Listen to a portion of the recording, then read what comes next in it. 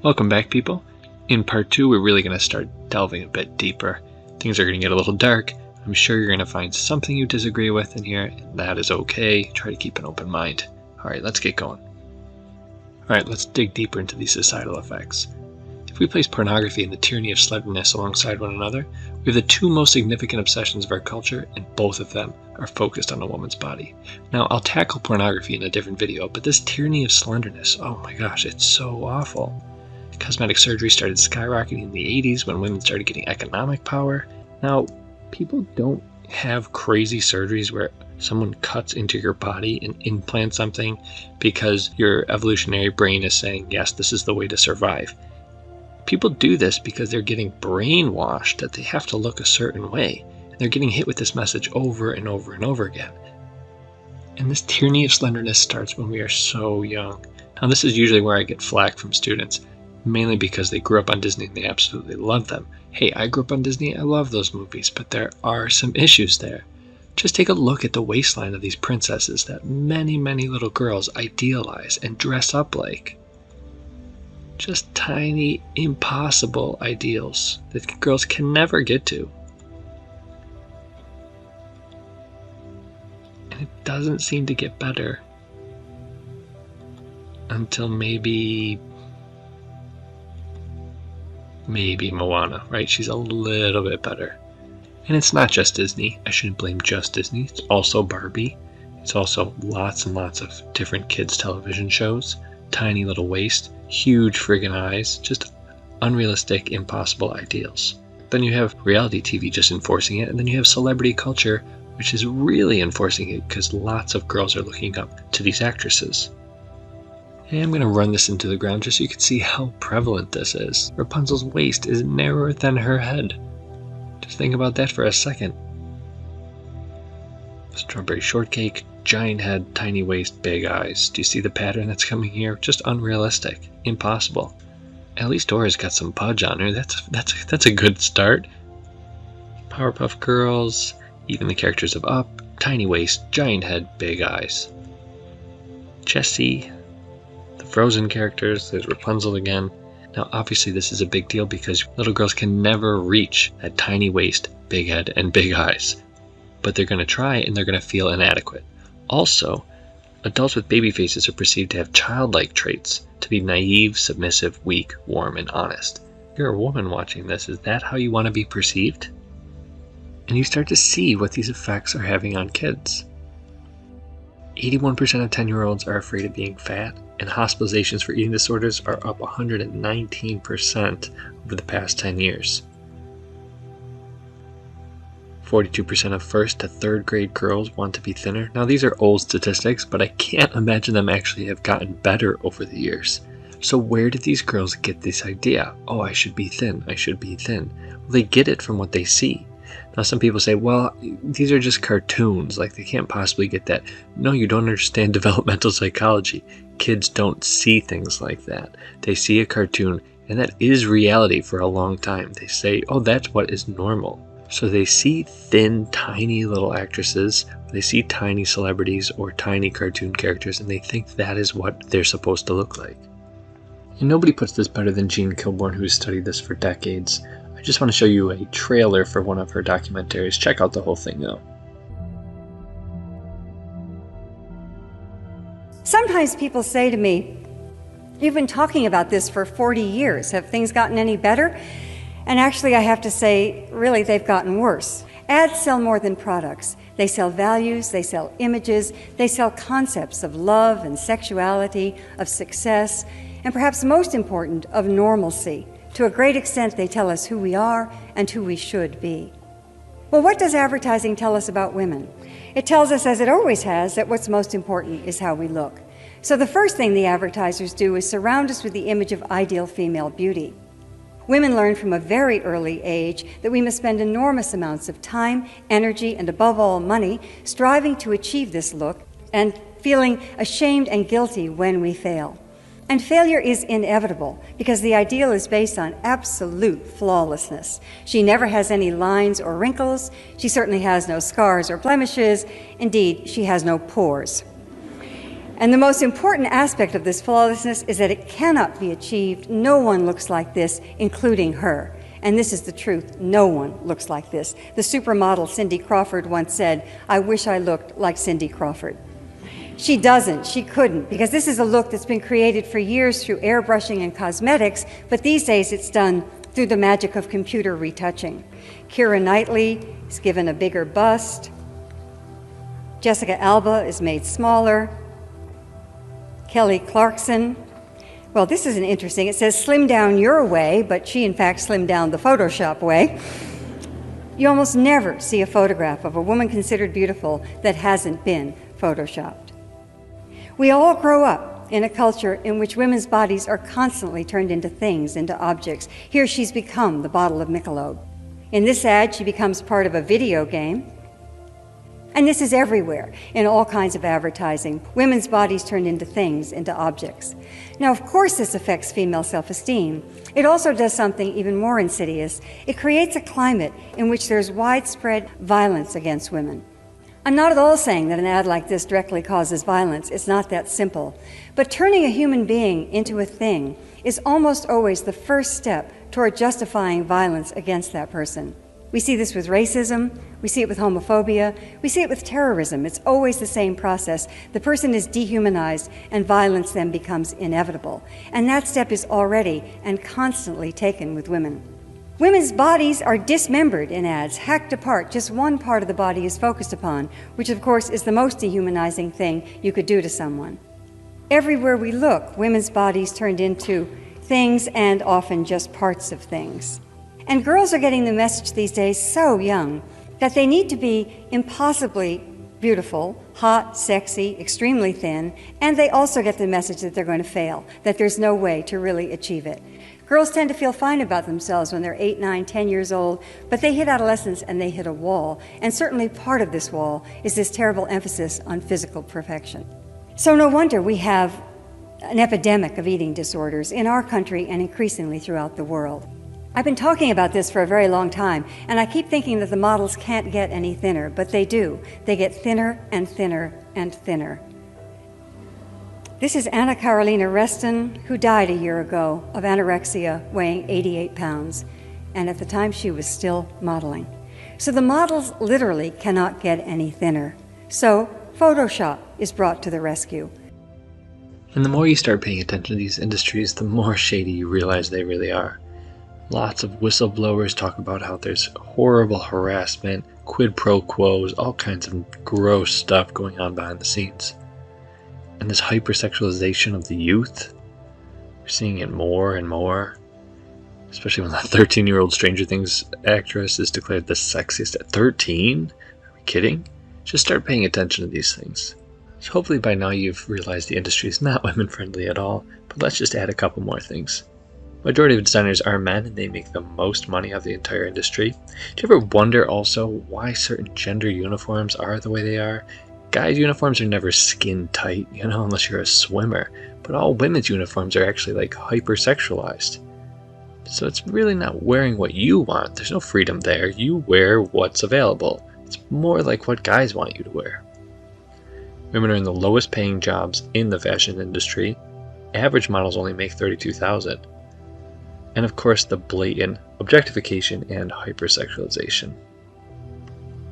So much of this comes back to what has been called the demise of guys.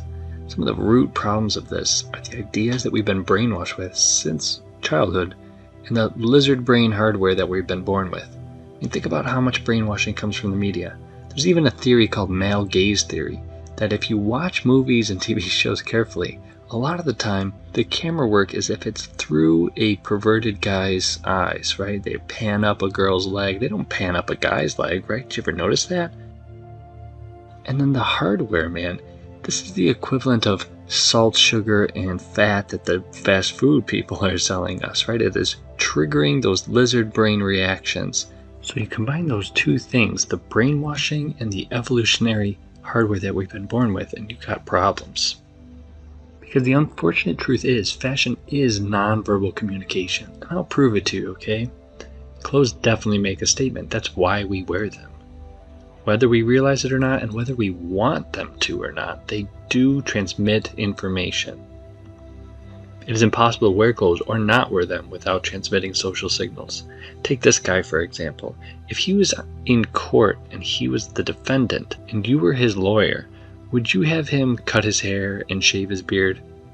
Most people would be like, you know what? Yeah, he probably should. Why? Because we know his fashion, the way he appears, has an effect on what the jury is going to think. Whether that should be the case or not, right? In an ideal world, it shouldn't matter what he looks like, but we know appearance does make a difference.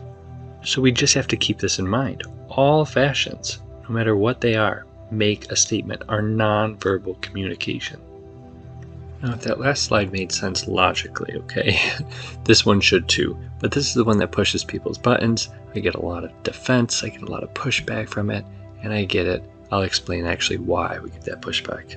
So if we know appearance has an effect, in fact humans are so visual creatures that it has to have at least some effect, then it makes sense that appearance is also a sexual signal.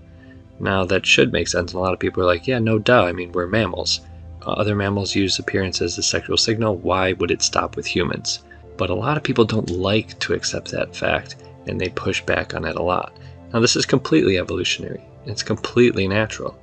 We just have to make sure that we're acknowledging that it has this effect. We can't walk around in certain things and expect those appearances to not have certain effects. Now ideally we should be able to wear whatever the hell we want, right? But in this world, especially this hypersexualized world that we're living in, it's going to have an effect. Now we're going to talk about maybe some ways we can get around this, but a lot of people don't like to accept it. So all I'm saying is, hey, acknowledge it. It's going to have an effect, and then, hey, you can still wear whatever the heck you want. But what happens here is what we don't like, remember this concept, what we don't like, we try to make untrue. A lot of people don't like to accept the fact that appearance is a sexual signal. They say, no, it shouldn't matter, it shouldn't matter. But they're kind of ruling out millions of years of evolution. So we gotta first acknowledge it, and then we try and get around it. We try and work through it or get past it. Part of the problem is that humans don't like to admit that we're still animals. We notice sexual signaling in other animals like peacocks and baboons and things. But when it comes to us, we're like, no, we're better than that. We don't do it. But think about this thought experiment. If I gave you $1 million to go and seduce somebody, what would you wear? How would you act? Now, you wouldn't wear just jogging pants and a t-shirt probably. Why? Because you know visual signals can be sexual signals. You know they are important ones, and they've been around for a long time, so you know they work. So we come across this catch-22. A lot of people agree that we should have no shame about our bodies, and I completely agree we shouldn't. But we also live in this hypersexualized society with lizard brains that tell us skin equals sex. So how do you get past that? How do you undo evolution? And I think it would take a long time, but we can definitely start by stopping the brainwashing, especially of guys, with the objectification of women in media. That's definitely a good way to start. I think it's also important to have a gradual desensitization of skin equating with sex. And one of the best ways, I think, actually, especially for females, is to naturalize breastfeeding, right? Just make it completely natural. It is one of the most natural things on earth, and we have almost criminalized it, right? We say, go off into the bathroom, don't do that around here. But once guys start getting used to the idea that, oh yeah, boobs are for babies, really, a majority of the time, they will start to desensitize themselves, and the hypersexuality should lessen. At least that's an idea. As always, the key thing here is to start paying attention, start becoming a little bit more aware of what's getting pushed on us all the time. What happened to our freedom of choice? Because it really is an illusion. Start paying attention to how fast these trends come and go, and how much waste this is creating for the world. Now, we talked about how this is a huge money issue, so greed is always going to be a part of the problem, but let's dig a little bit deeper than just greed and money and consumerism. If we keep digging, we find out that even past the ego, which I talk about a lot in other videos, the root cause of this problem is actually identification with the body. And I mean this in the Buddhist term of identification, meaning we think we are our bodies. And that is going to sound very strange for most people. But we do. We have this strange idea that we are just this meat wagon that we carry around. But that's actually not true. In fact, you could do the old philosophical thought experiment. If I cut off one of your arms, are you still you? Yeah, of course you are. What if I cut off your other arm? Yep, still you. How about both of your legs? Yeah, you're still you. What if I can cut off your torso and keep your brain connected, and you can still talk and have all your memories and everything? Are you still you? Most people, when they think about it, will say, yeah, I'm still me. Okay, well that just proves you are at the very least, you're not most of your body, right? So then we start talking about, well, are you just your mind? And we can get into all that, but you're definitely not your body. So we identify with its gender, its appearance, its strength and abilities. Now these things are all great and you should enjoy them, right? And appreciate them while they last. But this is where suffering comes from. We suffer because we think we are these things, but these things are ephemeral. They're not going to last. Your appearance is not going to last. Your strength and abilities are not going to last. So this is a very dangerous game to play, actually, because all of us will lose these things at one point or another. All right, now that we know about all of these things, what should we do? Like, what does the path forward look like? Let me take a couple minutes to just wrap this up. Some very simple but not easy things that we can start doing. The first thing we can start doing is practicing contentment. And I do say practice because it takes a lot of practice. We decide what we need. Not somebody else, not some advertiser, not some company. Be mindful of what you're buying and where you're buying it and why you're buying it. Literally, you can ask yourself every time you buy something, why am I buying this? Do I need it? Am I sad? Is this retail therapy? Am I doing it because I'm bored? These are important questions. And shop smart. There are really good companies out there, finally. Put your money towards them. Make them grow. Make them profitable. Not these corporations that really don't give a damn. Other things we can do? Just think green. You don't have to be a hippie to realize we kind of need to take care of the place that sustains life. Check out secondhand. Thrift stores are so much fun.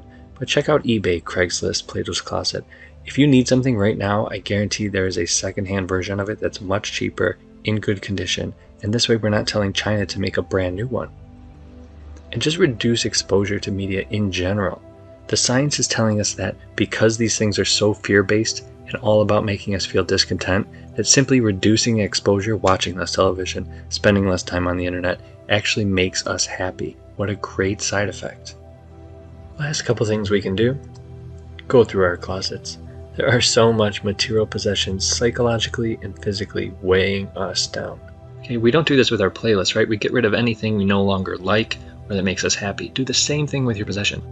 There's a great show on Netflix all about KonMari and how to do this. Ask for less this Christmas. I know this is tough for a lot of people, but physical possessions don't make us happy. Experiences make us happy, so you could spend that money on experiences like going out to dinner, hanging out with friends. Think about the things you had years ago that you got for Christmas. Most of that stuff is donated or trash. If you know you influence people in your social circle, you are the one we really need to make these baby steps to change, because other people will follow. And lastly, give yourself a break. A lot of this information is brand new to people. So don't wish you were doing this before. You know now, so now you can start making changes. Here are some of my references if you want to pause and check those out. Thanks so much for watching, everybody. I will put a couple videos in the description that I usually show my students as kind of supplementary, and be on the lookout for more videos. Thanks again.